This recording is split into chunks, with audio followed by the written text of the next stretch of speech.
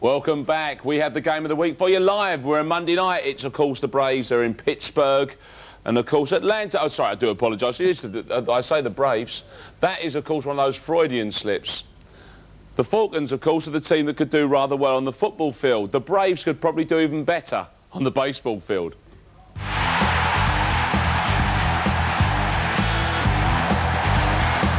Bernie Williams to right field.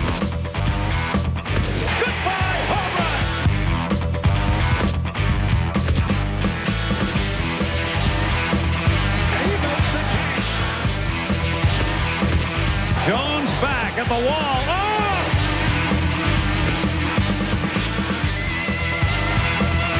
The Yankees have won the Atlanta Braves are the National League champions. They'll go to the World Series. Atlanta's baseball team are called the Braves. And they had 2 home games and blew them against the New York Yankees. They're 2-0 down later on this evening at 1 o'clock in the morning, as you can see. That's Tuesday night. Game 3, best of 7. My word to Atlanta, need to do well here. Need to do well in New York. They are 2-0 down tonight. 1 o'clock in the morning. You can see how Game 3 goes live here on Channel 5. I'd promised myself on the way in, Mike, tonight that I would apologise in advance. I was bound to call them the Braves at some point. And you did. I did it. I got it out of my system early. I hear Bill Parcells is going to sign Orlando Hernandez to play quarterback for the Jets. It would work, though, wouldn't it? He's got a good arm. The boy's got a good arm. That's all he really needs. OK, even more thrills and spills in New York for you now. Back to the football. At the Jersey Swamplands, Coach Ditka's master plan ran into Kent Graham, whose 9-yard scramble put New York up 7-0. Ricky Williams, looking very comfortable behind big William Roth, had his first ever 100-yard rushing day with 111 on the turf. But Air Graham hit Amani Toomer from 27 yards out, and that gave the Giants a 17-3 lead. Then Joe Juravicius showed why he's called the Leaping Lithuanian as he snares this 53-yard Hail Mary from Graham. Only the Giants can throw Hail Marys when they're up by 14. Joe Montgomery ended the scoring with a 12-yard run before going out to injury. The Giants win 31-3. Nice run by Montgomery. Key stat in this game, 3 interceptions of Billy Joe Tolliver. Montgomery later went out with an injury. The Giants are now without Gary Brown for the season and Montgomery for an indeterminate time.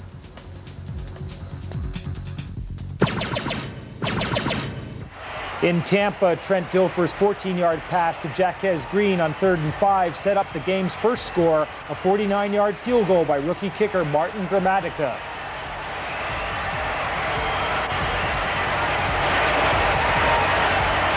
Those little guys can jump.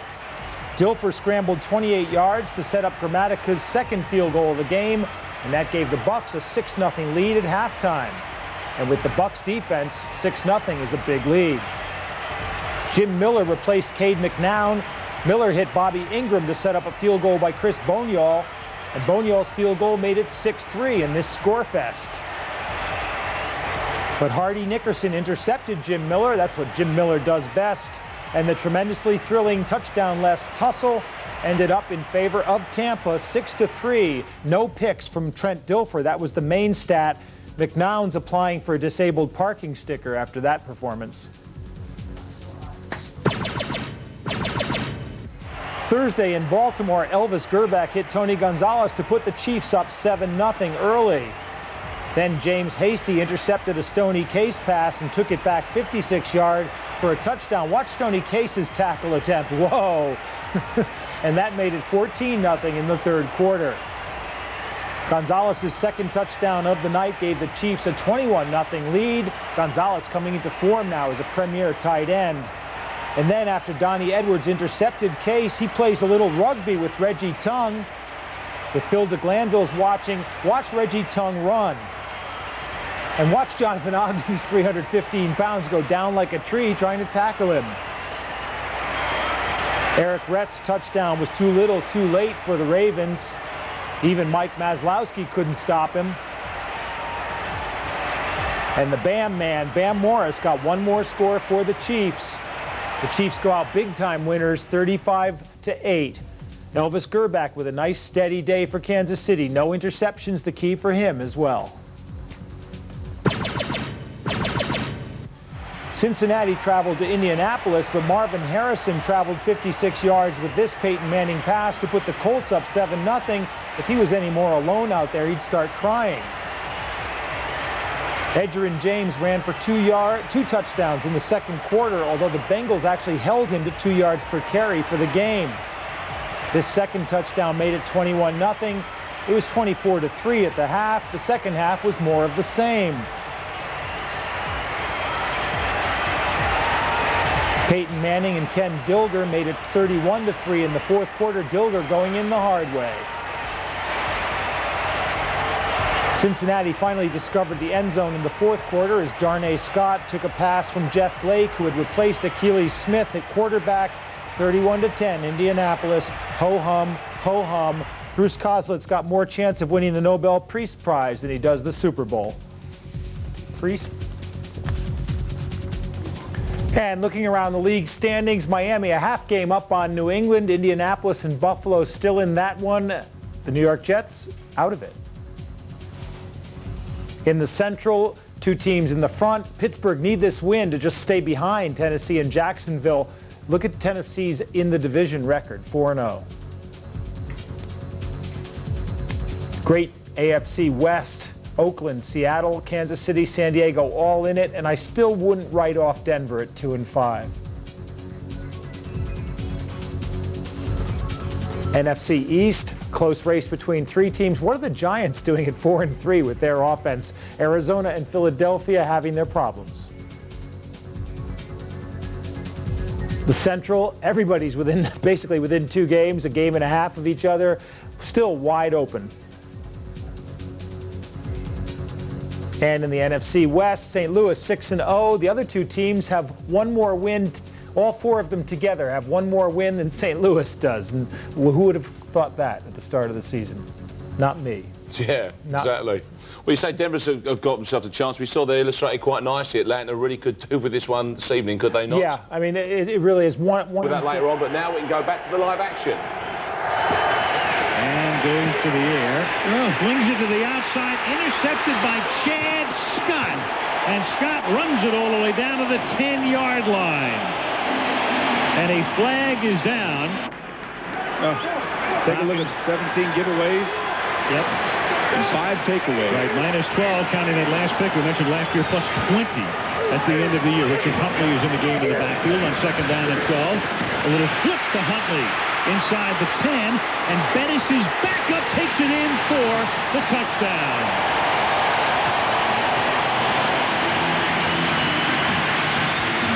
Graziani loosening up, 3rd down and 2 at the 5-yard line as Chandler came to the line gingerly and then throws, and it is caught by Mathis. Dwayne Washington wants a penalty. Feels like Terrence Mathis actually pushed off, but simple play right here, Al, when Dwayne Washington and Matt up at the 48-yard line. Back to the ground. Back to Bettis, who almost never fumbles. And of all times to fumble the ball, he gives it back to Atlanta, and the Falcons have it at the 47-yard line. And you could take a look at the sidelines, Al, and you could just see the momentum switching. The offense for the Atlanta Falcons is already on the field, and the defense now for the Steelers is just kind of shuffling out there, walking out there. But his first fumble of the season, a guy who has fumbled only twice in his last 24 games, or in effect twice in a season and a half. You can't take the simple things for granted. A handoff like that, it looked like Cordell put it right in his stomach, right through his arms. And I wonder if Jerome was looking where he was going before receiving the football. So again, the Steelers put it in the hands of their defense. Marty Carter came up with a fumble recovery. 1st down Atlanta at the 47-yard line. Chandler, gimpy-legged, throws, caught, Mathis, 1st and goal at the 6-yard line. Beats Dwayne Washington. What a throw by Chris Chandler. Great job of blocking again. And Al, how many times have we seen it over and over in the NFL where a team just kind of just takes it easy, thinks they have it in the bag, and gives another team the opportunity right here, play action. Chris Chandler limping out there. throws a nice post down the middle, a down and in pattern by Terrence Mathis, and throws the ball away from Dwayne Washington. First and goal, Atlanta at the Pittsburgh 7-yard line. Back to the ground. Oxendine, and Oxendine takes it to the 1. So no ground game at all tonight for Atlanta. And now when they need a big gain, that's a big gain from the 7 to the 1. When momentum shifts in this league, Al, it is monumental, and you could just see in the body language of these two teams. And watch Oxendine break the tackles, and all of a sudden, crisis has set in on the Pittsburgh Steelers. Ball is inside the 1. Atlanta tonight, 22 rushes for 50 yards. But a monumental one there. Second and goal. Christian stopped short of the goal line. The big fullback brought down, no gain. Third and goal, and that'll take us to the 2-minute warning. Woo. And again down here. Inside the 1-yard line. In a tight formation. Nice way to run a play-action pass to your right. Kozlowski in motion. On the ground. Christian can't get there. Levon Kirkland. So they've run Christian twice after Oxendine had taken them from the 7 to the 1, and it's 4th and goal. And what I like here is the Steelers are calling timeout just in case the Falcons score. Good clock management by Bill Cowher and his coaching staff.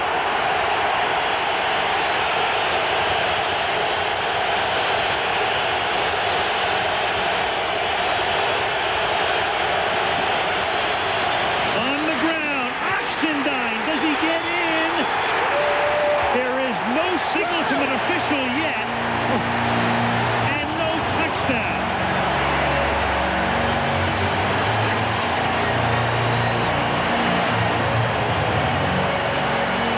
He doesn't mention a safety here. The Steelers, by the way, have been around only since 1933.